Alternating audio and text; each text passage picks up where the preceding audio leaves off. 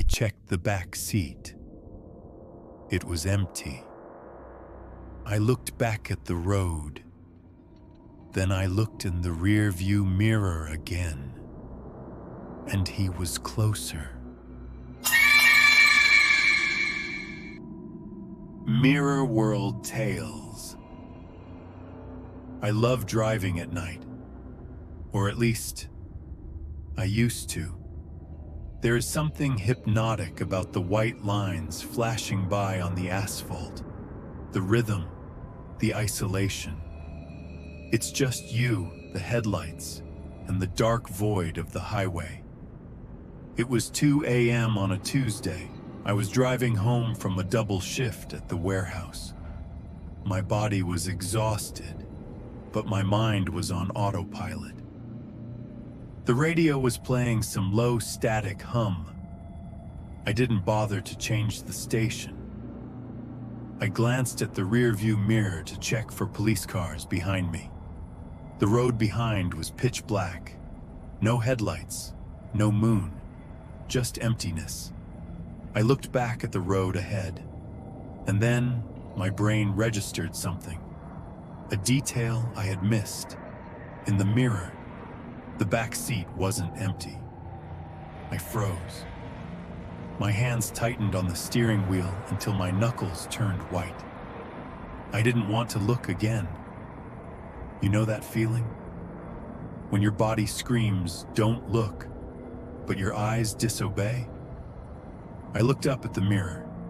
There was a shape. In the middle seat, a silhouette of a man, sitting perfectly still. He was dark, like a shadow cut out of the night itself, but I could see the outline of a head, shoulders. Panic exploded in my chest. I slammed on the brakes and swerved onto the gravel shoulder. Dust flew everywhere. The car skidded to a halt. I unbuckled my seatbelt and whipped my head around to face the back seat, ready to fight. "Who's there?" I screamed. Silence. The back seat was empty. Just my gym bag on the floor and an old fast food wrapper. No man, no shadow. I let out a shaky breath. "Jesus," I whispered. "You're losing it, Mike. You're hallucinating from lack of sleep." My heart was hammering against my ribs like a trapped bird. I turned on the interior light, checked under the seats. Nothing. I was alone. Definitely alone. I laughed nervously, a dry, pathetic sound. I got back on the road. I needed to get home, get in bed, and sleep for 12 hours. 10 minutes passed.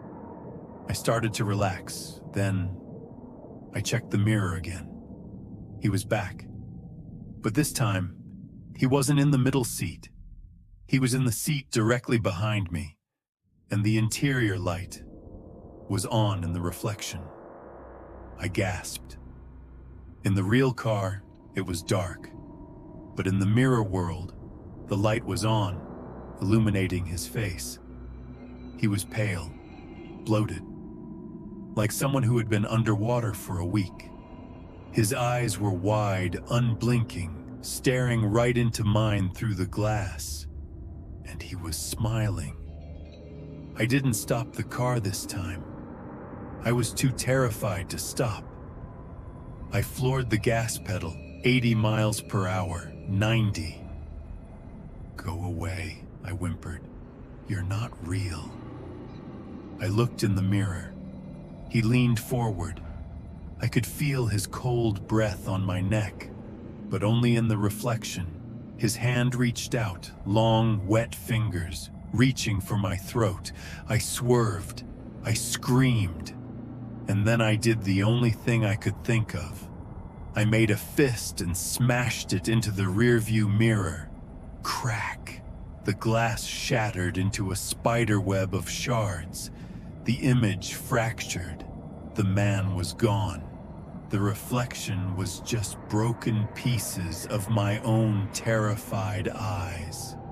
I drove the rest of the way home without looking back. I didn't look in the side mirrors. I didn't look in the windows. I sold the car the next day. I took the bus for 3 years. Now I have a new car. It's nice. But if you get in my car, you'll notice something strange. I removed the rearview mirror because sometimes when I'm driving alone at night, I can still feel someone breathing on the back of my neck. If you are driving right now, don't look up. Just keep your eyes on the road. This is Mirror World Tales. Drive safe.